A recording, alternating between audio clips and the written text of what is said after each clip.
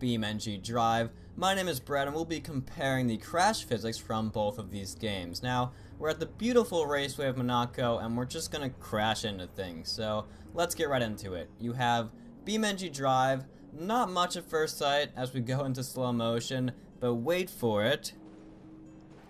And yeah, that's why this game is awesome.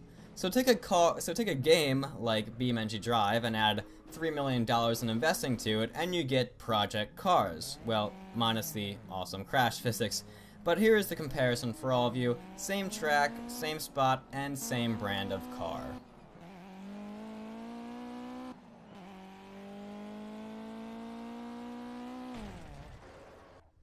So yeah, as beautiful as this game is, the crash physics are just fairly decent at the moment. The game's not done yet, but it will be released this November. And in no way am I trying to say that BeamNG Drive is a better game. Both of them have better aspects, and honestly, Project Cars beats BeamNG in most areas besides crash physics, and that's obviously a result of the large funding for the game. So up next, we're going to use the same car, but now just hit it from the side, first up being BeamNG Drive.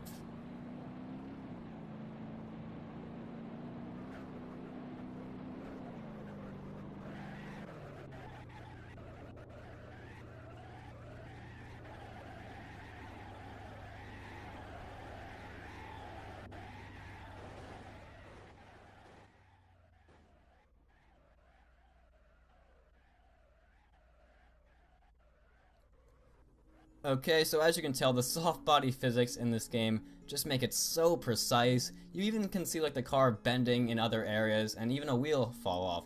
And now, Project Cars.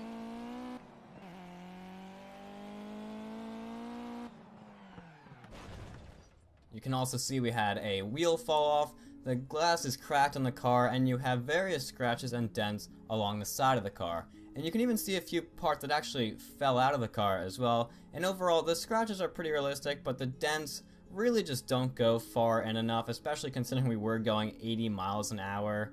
And now we're just going to test the rear of the car by just slowly bumping it into the side of the track. You'll see with BeamNG Drive, the back of the car just kind of dents inwards a little bit, and the trunk also begins to unlatch itself as well.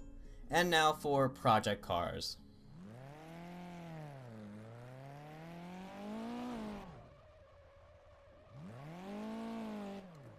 So basically, the graphics engine still makes this car look fantastic, and actually this crash was a bit more realistic considering we were going at lower speeds. You see a little bit of an indent, and the trunk as well as the bumper started to unlatch itself. And now for those of you who like first person, we're going to simulate a crash from that perspective too, first up being in BeamNG Drive.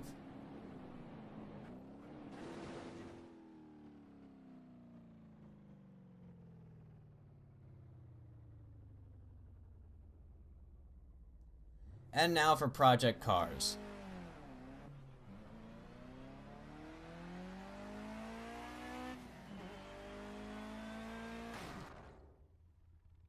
So now that we've tried out these Mitsubishis, we're actually going to do all those tests again with a different car called the Ford Capri Zack Speed. And one thing to notice for both of these games is that the quality of the crash is actually different among the cars. So once again, we're starting it off with BeamNG Drive.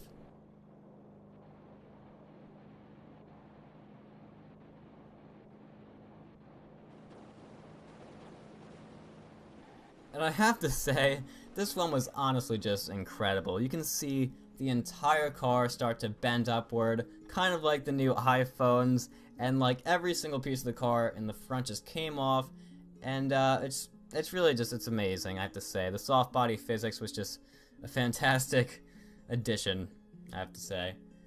And here's the Ford in Project Cars.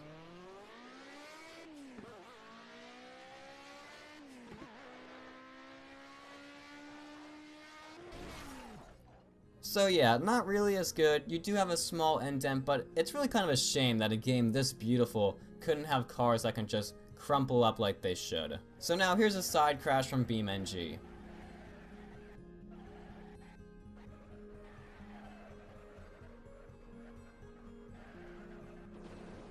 You can see we had a wheel fly off, the trunk came off, and then just some indents from the side. And here's Project Cars.